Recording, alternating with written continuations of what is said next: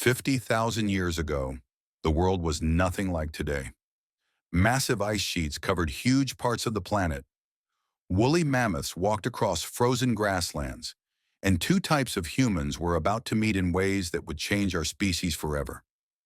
This is the story of when Neanderthal women met modern humans. Picture a world where temperatures could swing wildly in just a few decades. Scientists call this period marine isotope stage 3, and it was brutal. One generation might live through mild forested conditions, while their grandchildren faced bitter cold and endless steppes. These climate swings, known as Dansgaard-Oeschger events, happened fast and hit hard. They changed where animals gathered, which meant they changed where humans could survive. The landscape of Eurasia back then was mostly cold grassland, broken up by scrubby plants, rivers, and small patches of forest. Steppe bison roamed in massive herds. Wild horses ran free across the plains. Woolly rhinoceros, those tank-like creatures with their curved horns, munched on grass.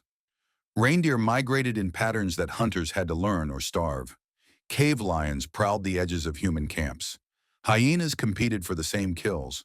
And mammoths, those giants of the Ice Age, cast shadows across ridgelines swept clean by constant wind.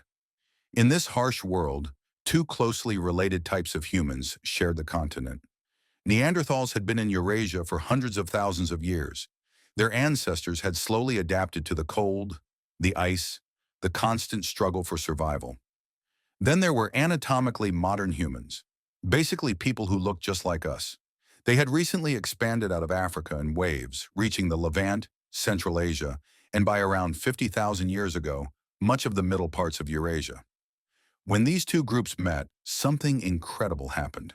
They didn't just trade or fight, they had children together. And we know this because most people alive today still carry Neanderthal DNA in their cells. The genetic legacy is measurable, real, and tells us a story about short lives, sharp tools, small groups, and decisions made when winter was coming and survival wasn't guaranteed. Let's start with number 5 on our countdown of amazing facts about this ancient meeting. Who exactly were the Neanderthals? These weren't the stupid cave people from old movies. Neanderthals were stocky, incredibly strong hunter-gatherers. They had barrel chests that helped them breathe in the cold air. Their limbs were powerful, built for wrestling down prey or traveling long distances. And here's what surprises most people. Their brains were often as large as ours, sometimes even larger. But Neanderthal populations were tiny and scattered. Some groups were dangerously inbred. We know this from studying their genomes, which show long stretches of identical DNA from both parents and signs that some individuals' parents were closely related, maybe even first cousins. These genetic patterns tell us about tiny breeding groups, maybe just 20 or 30 people, and long-distance travels by small bands looking for mates or new hunting grounds. Their tool technology was sophisticated. Across Europe and Western Asia, Neanderthals used what archaeologists call Mousterian technologies. They mastered a technique called Levallois flaking, where they carefully prepared a stone core to remove sharp flakes and points of exactly the right shape. They didn't just hold these tools in their hands either. They hafted stone tips onto wooden shafts to make spears. They created composite tools with multiple parts. They kept fires burning. And in several places, they manufactured something remarkable: birch bark tar. This tar was basically ancient superglue, sticky and water-resistant. Making it required heating birch bark under conditions with limited oxygen. You can't just throw bark in a fire and hope for the best. Experimental archaeology shows multiple ways to make this tar, from simple condensation methods to underground distillation. The process requires planning, temperature control, and knowledge passed down through generations. Some researchers argue about exactly how mentally demanding these methods were, but the tar itself proves Neanderthals had serious technological skills. When it came to food, Neanderthals sat near the top of the food chain. Stable isotope studies of their bones show they were high-level carnivores, eating mostly large game. But they weren't just meat eaters. Dental calculus, basically fossilized plaque on their teeth, preserves evidence of starchy plants in their diet. Coastal sites show they ate shellfish and fish, especially on the Portuguese coast during warmer periods. This dietary flexibility helped them survive climate swings, until it didn't. Now for number 4 on our countdown, the social lives of Neanderthals, especially their women. Several lines of genetic evidence point to something fascinating. Neanderthal women moved between groups while men stayed put. At the Spanish site of El Cedron, 3 adult males share the same mitochondrial DNA lineage, which you inherit from your mother. But the adult females all have different mitochondrial lineages. This is a classic sign of what anthropologists call patrilocality, where women leave their birth group to join their partner's group. A more recent study from Chagirskaya and Okladnikov caves in Siberia backs this up. Scientists recovered DNA from 13 Neanderthals, including a father and his teenage daughter, plus other close relatives. The patterns show small bands with lower Y chromosome diversity than mitochondrial diversity. Again, this points to women moving between groups while men stayed home. Think about what this means. Young Neanderthal women were the ones who traveled to new groups, carrying knowledge about where water could be found in late summer, how to work reindeer hide, or the right consistency for birch tar. They brought stories, skills, and eventually children. When modern humans and Neanderthals overlapped in the same regions, some of those journeys would have crossed species lines. Coming in at number 3, the modern humans arriving in Eurasia. These weren't the first modern humans to leave Africa. Earlier groups had made it to the Levant, places like Skul and Kafse caves, around 120 to 90,000 years ago. But by 50 to 46,000 years ago, a new wave appears in southeastern Europe, with what archaeologists call initial Upper Paleolithic industries. These are toolkits characterized by long, thin blades, sophisticated bone tools, and personal ornaments. The key site for our story is Bacho Kiro Cave in Bulgaria. This cave preserves human remains directly dated to about 46 to 43,000 years ago. The bones belong to Homo sapiens associated with these new tool technologies. But here's where it gets incredible. Genomic data from these individuals shows they had Neanderthal ancestors just 5 to 7 generations back. That's your great-great-great-great-grandparent. These weren't ancient connections. This was recent, face-to-face mixing happening right when modern humans reached the region. Other evidence supports this pattern of recent mixing. A 45,000-year-old modern human from Siberia called Ust Ishim and several European individuals show a pulse of interbreeding with Neanderthals roughly 50 to 60,000 years ago. Scientists can date this by measuring the length of surviving Neanderthal DNA segments in the genome. DNA gets broken up and shuffled with each generation, so longer segments mean more recent ancestry. Then there's the 40,000-year-old individual from Romania known as OACE1. This person carried such long segments of Neanderthal ancestry that one Neanderthal ancestor was just 4 to 6 generations back. This is direct proof that interbreeding happened not just in the Near East, as people left Africa, but also inside Europe whenever and wherever the groups met. Number 2 on our countdown, how we know for certain they mated and had children together. Multiple independent genomic analyses all point to the same fact.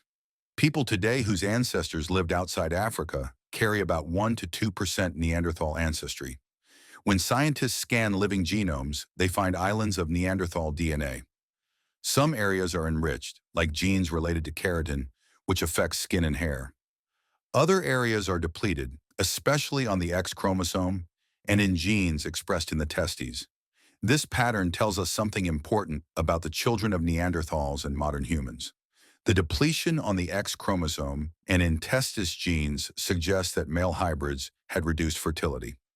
This follows something called Haldane's rule, which says that when two species interbreed, if one sex of offspring is going to have problems, it's usually the sex with 2 different sex chromosomes, which in mammals is males.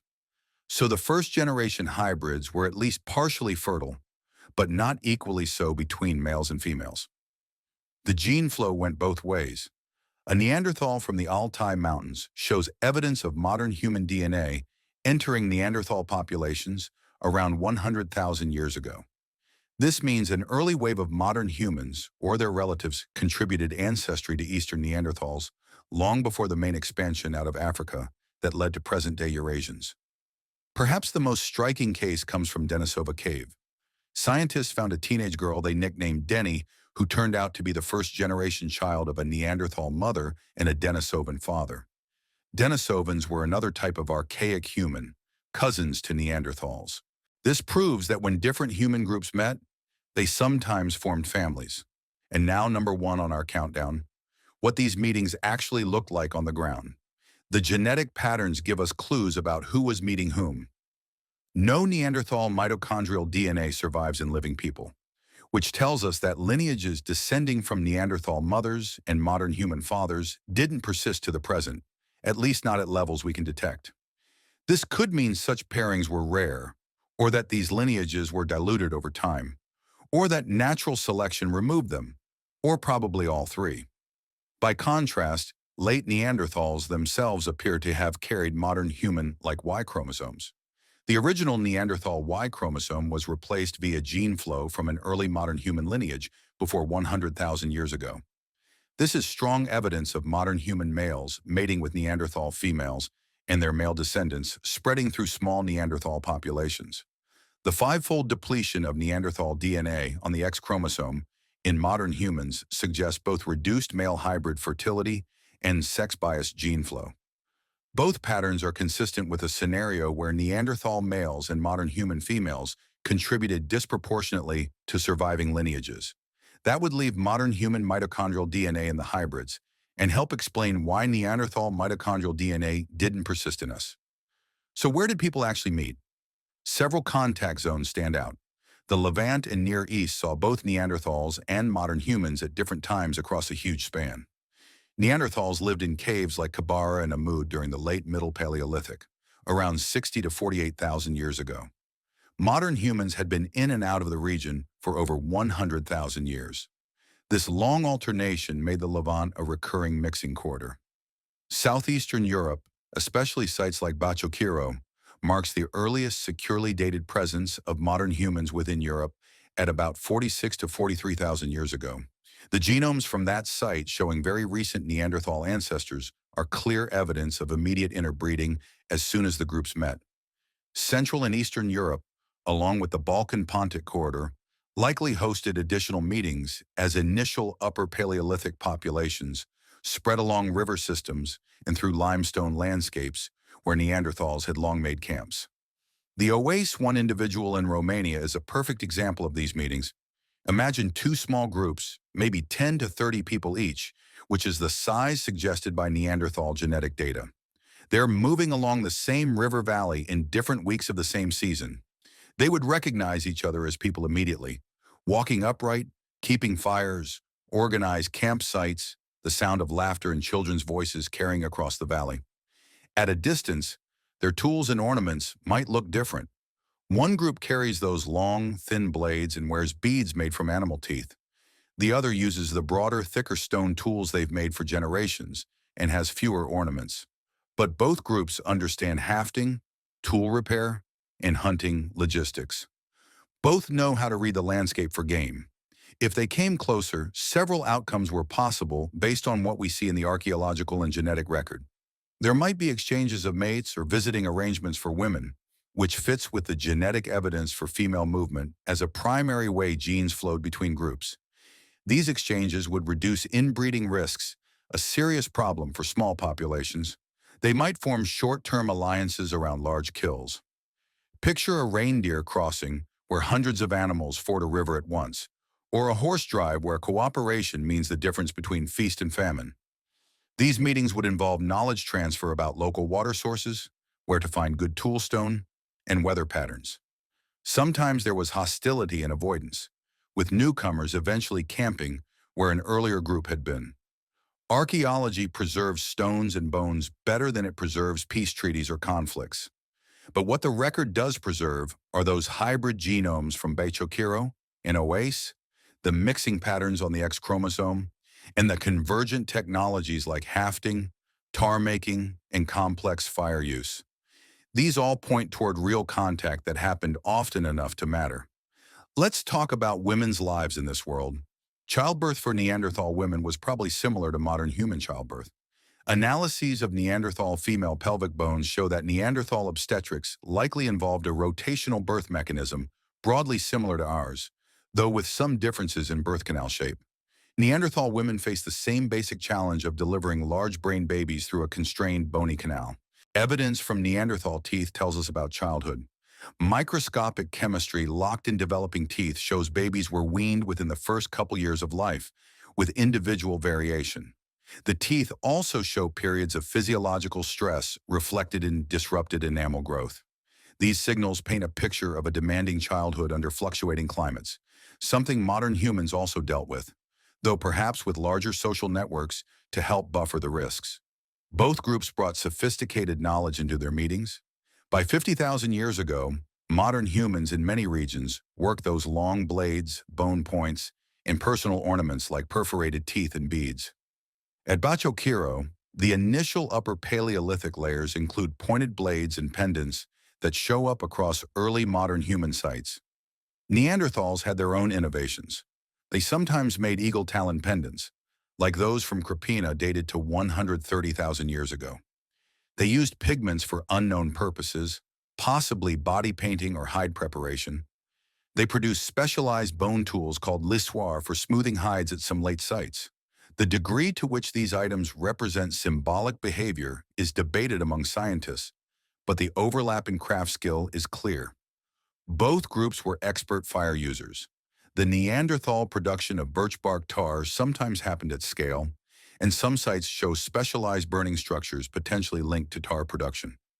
Experimental studies suggest multiple viable methods, and recent work argues that later Neanderthals used subsurface distillation rather than just simple condensation methods, showing increasing technical complexity over time. Diet breadth mattered for survival. While stable isotopes show heavy reliance on large mammals, the dental calculus DNA and microfossils reveal plant processing. Coastal sites like Figueira Brava document intensive use of shellfish, fish, and waterfowl. This dietary flexibility matters because it buffers risk, and risk levels often determine whether a visiting group was welcomed, tolerated, or driven away.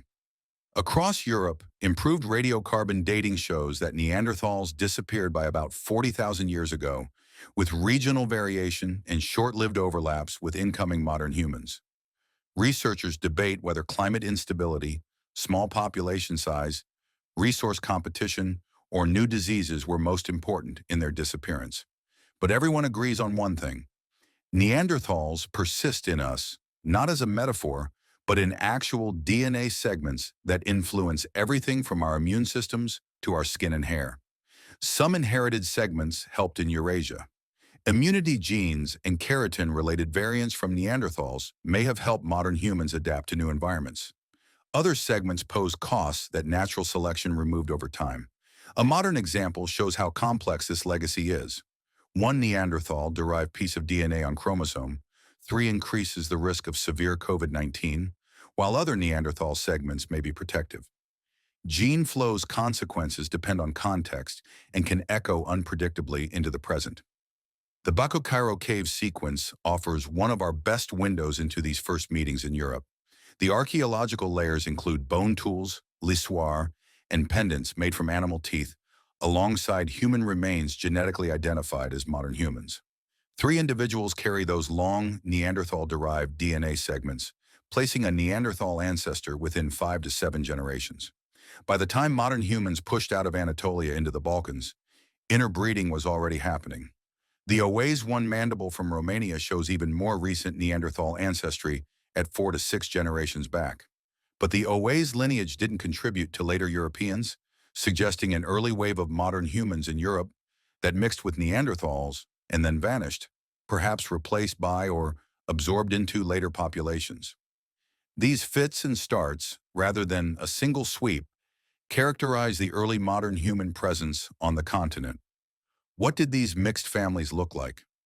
Direct evidence is rare, but Bachokiro and Owace prove that families with both Neanderthal and modern human ancestry existed in Europe shortly after modern humans arrived. At Denisova Cave, the hybrid Deni shows that a Neanderthal mother and Denisovan father could produce a healthy teenager. These cases suggest that when groups overlapped, strangers sometimes became family. The absence of Neanderthal mitochondrial DNA in living people means maternal lines from Neanderthal women into modern populations didn't persist. Maybe those lines were never numerous, or small Neanderthal contributions were diluted by later demographic waves or selection worked against specific mitochondrial backgrounds. Meanwhile, the replacement of Neanderthal Y chromosomes by modern human-like Y lineages within Neanderthals themselves shows how complex and bidirectional gene flow really was. Beyond genetics, we see evidence of complex behavior in both groups. In Shanidar Cave in Iraqi Kurdistan, new excavations documented a Neanderthal individual carefully placed in a cut depression, strengthening the case that some Neanderthals practiced deliberate burial. Evidence of individuals surviving severe injuries tells us about social care. It's hard to keep a severely injured hunter alive without help from the group. Symbolically meaningful objects like eagle talon ornaments from Krapina, pigment use, and modified bones show that Neanderthals engaged in at least some signaling behaviors. Modern humans in the initial Upper Paleolithic widely used beads and pendants. In contact situations, these signal systems could be shared or borrowed between groups.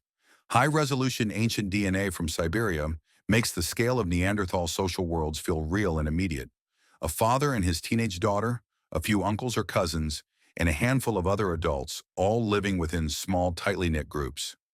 These are exactly the kinds of groups for whom finding mates, female dispersal, and alliances would be matters of survival.